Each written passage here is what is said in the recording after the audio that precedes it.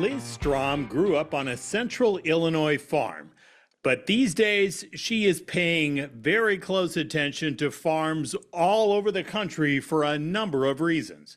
Hi, I'm Dave Price. Now, Liz was raised on the family farm in Tulin, a community of about 1,200 people. She is now vice president with Murray Wise Associates. It's a farmland brokerage based in Champaign, Illinois. By the way, Iowa-based People's Company just acquired that company. Now, Liz has watched farmland values soar across central Illinois, but that surge has now turned to stability. There's a lot to discuss with her. After an early dry harvest, there's the trade uncertainty and the squeeze many farmers face. Let's begin our conversation with her lifelong connection to the farm. All right, tell us a little bit about your background in Illinois. How'd you get to where you are? Yeah, well, thank you first off for having me on today. I Thank you. appreciate the opportunity to join you. Yes, I am in Illinois. I actually grew up on a corn, soybean, and cattle farm in the kind of the north central part of the state, just north of Peoria, Illinois. So come from an agriculture background, grew up involved in ag. I grew up showing livestock and doing livestock judging, so that was a huge part of my upbringing. And I did that rather than sports. I'm not super athletic, so I leaned into the ag side of things instead. From there, I graduated high school, went to Blackhawk East Community College there in Kewanee, Illinois, and got an associate's degree. And then I went over to Iowa State University in Ames, Iowa. Go Cyclones! And got a degree in agricultural business and agronomy. And then from there, I then decided my career path would be in farm management and real estate. And so I have been a farm manager and real estate broker for now over about 10 years, actually. And so that's what brings me kind of here today. I came back and started managing and dealing with real estate in Illinois after I graduated Iowa State. Okay, so you had corn, beans, and cattle. Which one took priority? Or were they all about even? I was pretty involved in the cattle, and so Okay. my brother and I showed growing up, and so I really did enjoy that. And listening to your story, what I was thinking is, what did your family think about the decision to go out of state to Ames rather than like Champaign? Champaign was way closer. Great program. Yeah. They were very supportive of it. Okay. U of I has a good school, Yeah. University of Illinois, and then Iowa State obviously has a good ag department as well, and so they're very supportive of me jumping over the border and going to Iowa State. All right, so what you've done it long enough where you've seen things change, and I was listening to you explain like corn and beans. I mean, that's a tough life right now, right? Yeah. Right now, agriculture, just in general, we are, ag goes in cycles. And right now, we're in kind of one of those cycles. I'm confident that we will, come out on the other side. It's just right now, we're in one of those times where everybody has to buckle down and look at their margins. And, I've been visiting with farmers a lot this fall regarding, as they start looking to 2026. And they're really starting to look at, what their farming practices are, if they can make any changes to really just improve profit margin um, going forward, because they are concerned about what 2026 and beyond looks like here and just in the near term before we kind of hopefully come out of this cycle. Now, in your region, you didn't have a heck of a lot of rain, so you had kind of a dry summer, dry fall, so harvest was quick and early, right? Harvest was quick and early. Right now, the entire state of Illinois, we are either in a moderate or severe drought. For the most part, most of the state is. And this basically starting in August, beginning of August until, harvest, we did not have any measurable rain. And so those crops endured, you know, a lot of stress. Mm-hmm. And we were pretty fortunate for the most part. The crop is incredibly tolerant, and we saw that this year. I think that, varieties have come a really long ways. and technology has come a really long ways. Back in 2012, we had a drought, and we did a lot better this year than we did back then. And so I think that's really a testament to some of the technology that's been put into agriculture. But yeah, we had issues with combine fires, really all over Illinois, which was really concerning. A lot of Mhm. farmers had discs in the corner of the fields, just in case a fire did start. But yeah, harvest right now, we're pretty well, I would say that we are 95 to 100% done on soybeans. And then corn, I'd say 90%. There's a few fields out there, but for the most part, I mean, harvest has gone really quickly this year, and the crop dried down incredibly fast. All right, and I should tell everybody we are recording this at the end of October. So as we speak, the President Trump has been on this international mission, bouncing to a couple of different people and a couple of different places, but China in particular. So there's sort of this early word that maybe there will be some kind of deal, partial deal when it comes to soybeans. Um, Hmm. Sometimes the president gets ahead of some stuff and his optimism gets out there. So we got to see that, we got to see stuff on the dotted line. But it sounds like we might be talking about some kind of purchase from China. Where does this go? There was all this bottled up supply here, and as you mentioned, so many folks in your area were done early this year too. But there's got to be a place to sell this stuff. So maybe China's going to help, but like, how big is the sort of pent up supply here, piled up supply? Yeah, I mean it's pretty large because we just have not been exporting like we have in previous years. Hmm. And so prior to the meeting, China bought three cargoes of soybeans, kind of as like an olive branch, I guess you would say, or just like a showing of Yeah. goodwill, which was appreciated. But at the same time, we're all, everybody knows we need more than that to be purchased. It came out, I think it was at noonish today, that supposedly they're agreeing to buy 25 million metric tons of soybeans for 3 years. They're supposed to do it 3 years in a row. And that 12 million are actually supposed to be bought before January or by January, is what has come out.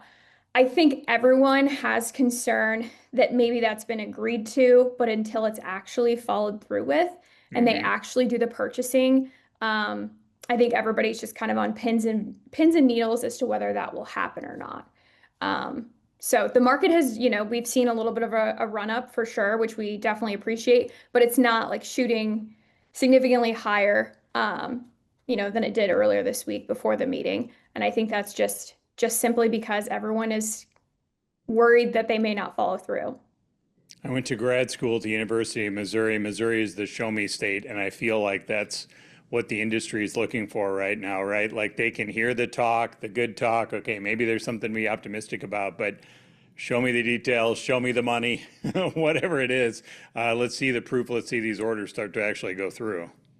Definitely. I would 100% agree with that. Hey, you were talking about some of the conversations you're having with folks about since margins are so tight, what are those conversations like? Like the thing that fascinates me as the outsider jumping into all of this is the incredible amount of work that goes on 365 Mhm. to run an operation. And there's only so much time in the day and you're knee deep in everything. So is it post harvest? Is that the time to exhale where you're having these conversations with folks about, okay, let's look at your system, let's look at everything here. We can shave some expenses here, shave some there. Is that when this happens? Is it during the year? How does this play out? Yes, I think farmers are always thinking about that, as they look forward. So, when they're in the combine cab and they're harvesting and looking at their yields, I think they're thinking then about different ways to change their operation to make it more profitable as we go into these times with tighter margin. And then also post harvest, obviously the conversations start going as they start to purchase inputs for 2026, and selling, some grain if they have some contracted.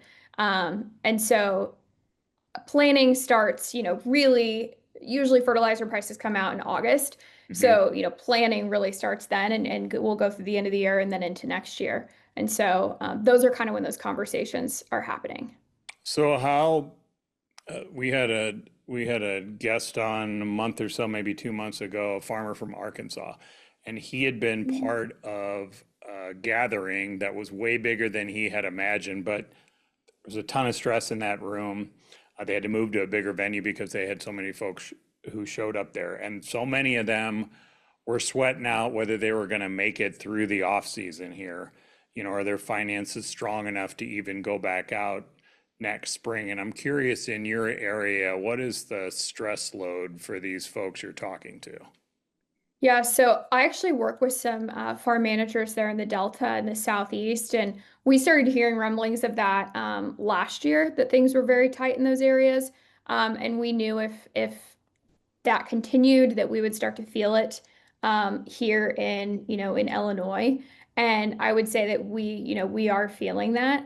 I haven't had anybody say, they're worried about the ability to like go plant a crop next year Hmm. quite yet. But at the same time, those conversations with bankers probably haven't occurred quite yet as they're looking at, operating capital for next year. And so I think those conversations and those thought processes could happen later this year. My family and I traveled out of state to Illinois last week for a funeral gathering. And so, we're coming from the Des Moines area and driving east. So we're going past Peoria and ended up staying in Normal, where Illinois State is. And most of what we're seeing there, corn and beans almost everywhere, right?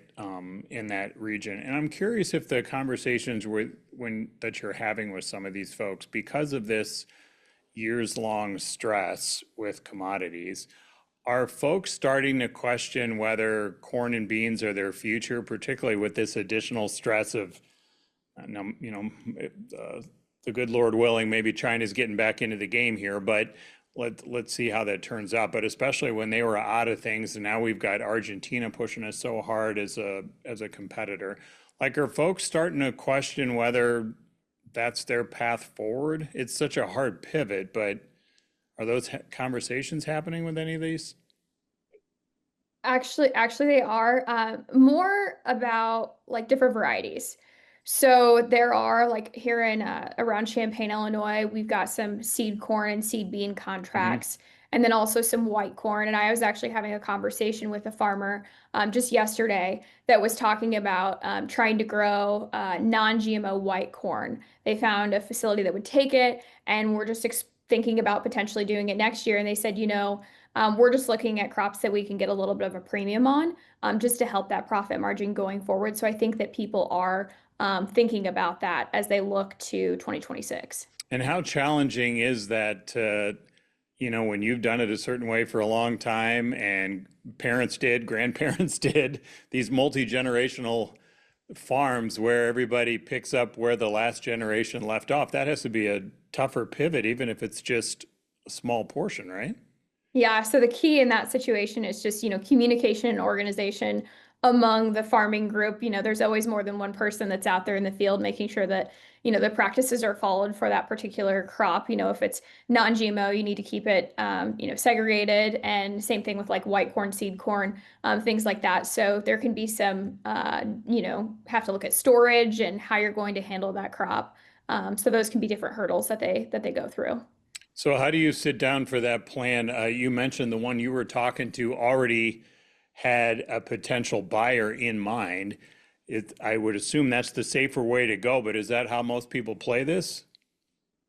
Well, we really have to look at, you're not going to grow a crop in an area if you don't have an outlet to take it to. So, like, so that's really what they were referencing is that, there's someone, a buyer in the area that would take this because they don't, if you're going to drive it halfway across the state, you want to make sure your premium's, high enough to make that worth it. And so that's really what they're looking for. And there's certain areas, of the state that have more outlets for crops like that, like Western Illinois. There's some areas that they can do specialty crops and things like that just because of their soils and processing plants and things along those lines. Well, let's really push you here. What's the coolest, most inventive thing you are seeing recently for any of the farmers you're talking to, whether they're experimenting, whether they've come up with something like what's Hmm. piqued your interest? Because you're born into this, so Maybe you don't get impressed easily. I don't know because you've done this all your life. But is there something that stands out where you're like, that's good? I'll have to think Ooh. about that. Yeah, that's a good question. Anything inventive that they're doing? Like while you're thinking, I'll throw this out, and I wish, spur of the moment, I wish I could think of this. So I just read this article that in Iowa, so I'm in the Des Moines area, and there is this vegetable that is native to Africa, and I want to say it's ling ling, and I'm going to be a fool here if I'm thinking of the wrong word. So sorry for everybody. Put it in the comments and tell me what I'm supposed to think of here. But it's something that's sort of an alternative form of spinach, native to. Do you know what I'm talking about here? I don't Okay. know. I wish I could think of the name.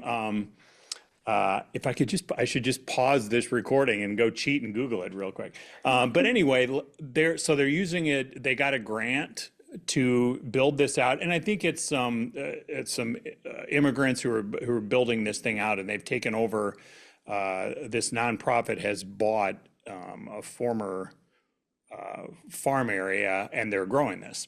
So it's a economic opportunity for these families, but it's a kind of a higher quality. I think it's higher protein too. I'm really getting out of my lane here without my notes, but it was intriguing to me because I have just wondered, it just feels like since I've moved here, this sort of nonstop strain, especially when it comes to corn and beans. And it's like people are a gazillion times better at growing it, but at the end of the day, it's like, is it worth it to go through all of this? And I appreciate what you pointed out early in the conversation that things go in cycles, and maybe we're just in one of those right now. But I'm just very curious if people are going to have to look at alternatives to deal with the landscape that it is right now. Yeah, I think they are looking at alternatives. I can't say that I know a farmer. I don't know any like ones that I know really well that are doing Hmm. this, but I've heard of it in the area, like around Champaign. They grow like field pennycress. I'm not exactly sure what they use it for, but it's think they use it for the oil. I'm not 100% sure, but that's Okay. something that I'm sure people are looking at for diversification. I am going to be super rude, and I'm so sorry to do this, but I have to know the answer to this. I'm going to look in my notes. Here it is. It is a spinach alternative. There's a nonprofit that's part of this. It is also known as amaranth in the United Oh, States. okay. See, you're like, yeah, you should have said that. So Amaranth. yep. So we actually there's a weed called Palmer amaranth, and Okay. that is like a weed that is not good and can be in a farm field and is really hard to kill. And so it must be maybe a different strain of that. Okay. Must be something that you can eat. I don't think I would eat the weed version Sure. that we try to kill, Sure. which is a little bit, it's more prevalent in like the South and the Delta and things like Okay. that. Okay. Weed is, but So I think I said interesting. Linga Linga, that's part of this. And so this nonprofit got a grant from the Iowa Department of Agriculture, and they're calling this potentially Iowa's new superfood, as they try to grow this thing out. So they have this 8.5 acre incubator farm where they're sort of working their way through these with some of these immigrants from Burundi. So anyway, it just sounded interesting to me. Anytime that I feel like especially produce, that it just sort of fascinates me about whether there's a way to do that. I guess we'll have to go try some, huh? Yeah, and clearly I need to Google it because I don't know nearly enough about it. But thanks for letting me rudely look it up on my phone to see what the name of it was. As you're having these conversations with people, I guess I'm wondering, how are they looking at things longer term? Are you seeing people, particularly older folks who maybe don't have kids or grandkids who want to take over? Like, are people looking to get out? And if so, how is that impacting land values in your region? Yeah, so every year we have some retirements for those Sure. farmers that don't have the next generation coming in. I would say this year is no different than what we typically see for typical turnover. So yeah, I would say that's completely on par with what we normally see. As far as land values, I would say we've been pretty stable for the most part. We had our highs like 21, 22, 23. Hmm. The market was exploding. And we saw A quality farms around, central Illinois bring 18, 19, 20 plus thousand. And that was a pretty common number back then. We've come down off of that. Now I would say A quality farms are trading more for about 15, 16, 17. Every once in a while, you still do see those really high numbers, but they're just not as common as they once were. Did you I've even go ahead. go ahead? No, go ahead. Sorry. Going to say I saw a sale, a couple sales actually in Iowa that were this week that were like 23,000. Mhm. And so there still definitely is competition in the marketplace. When it was hitting 18 and 19 closer to you, what were you thinking? Were you thinking this may be the ceiling or not sure at the time? I mean, I certainly felt that way when we were starting to hit the 20s. Like it was like, wow, someone Hmm. got another $20,000 sale. And then as we continued to go on, there was more and more of them. Then it became, more of a common number for those really high quality farms that are highly sought after in this area. Do you see things stabilizing? Kind of, you mentioned you're seeing more commonly seeing 15, 16. Does that feel, you'll hear some people wondering if we're going to have to continue to go down with some of these financial pressures here, but does it Mhm. feel like the market can kind of maintain a 15, 16? I wish I had a crystal Yeah, I ball. know. I It's think, totally unfair. all of this relies on, I shouldn't say all of it, but a huge impact is the commodity markets. I mean, if we go back to kind of the levels we were in and continue with that and no real selling opportunities in 26 with input prices the way that they are, then I think the market, could, if nothing changes. But I think we're at a pretty comfortable level at this point. You mentioned what you did growing up, but I'm curious what cattle look like in your area now. Did you see folks getting out of that when things were so tough? You mentioned the drought this year. Obviously droughts have been a problem in too many areas across our country as we've seen the herd kind of thin out and go backwards here. What's cattle look like? Yeah, so actually in this part of the state, we are, like you said, just corn and Hmm. soybeans, and we do not have a lot of livestock Right. around this area. But yeah, obviously the cattle farmers with the potential announcement are not excited about that. Sure. But we'll see where that goes. Yeah, that's what I feel. It's such a mixed bag, right? Like, it's pretty tough to imagine. You're in the cattle business. You're not going to want to see this cheap competition coming in from Argentina, and the whole question about whether this beef coming in safe and as safe as ours, and Mhm. it's most likely not the same quality as ours. But if it's cheaper, are they going to lose some market share to that?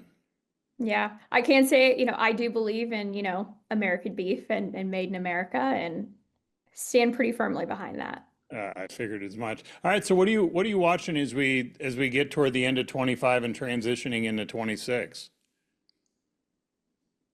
Yeah, so interest rates are one thing that we are watching. Yesterday, there was, the Fed brought down interest rates by 1/4%.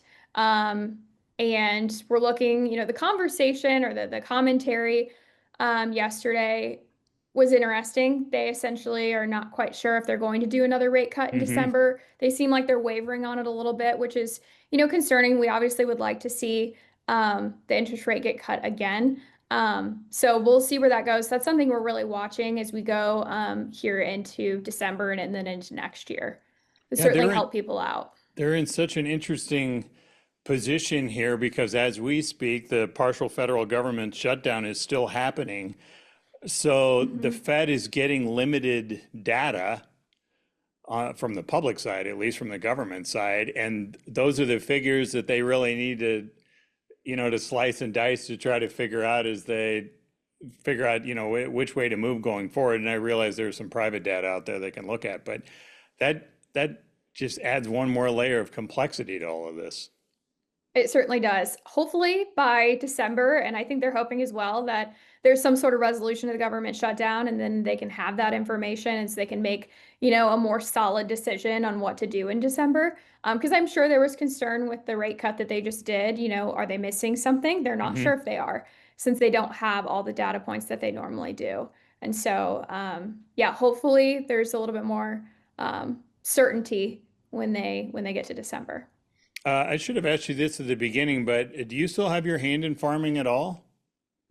So my brother and father farm together, and so Okay, I will go back and help when I have time. Obviously, fall is a really busy time for farm management and sure. real estate as well. But I certainly do go back and help when I can.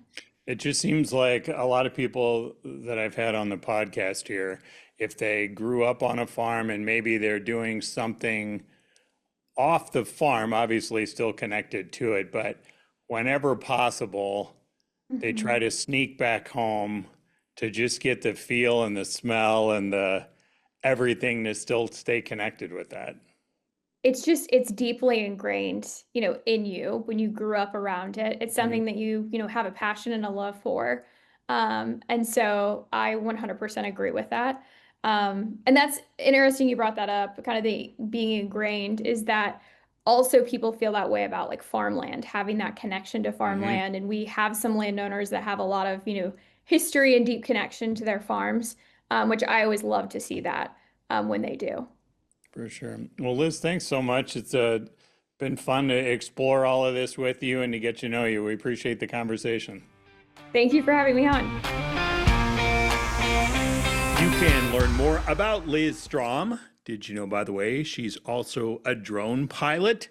You would if you read our profile piece about her in the weekly American Farmland Owner newsletter. It's the place where landowners get their news. You can check it out right now at AmericanFarmlandOwner.com. Thanks for joining us here on the podcast. Please like, share, leave a comment. Do all those things. It helps us grow. And thanks for caring about the future of our farm.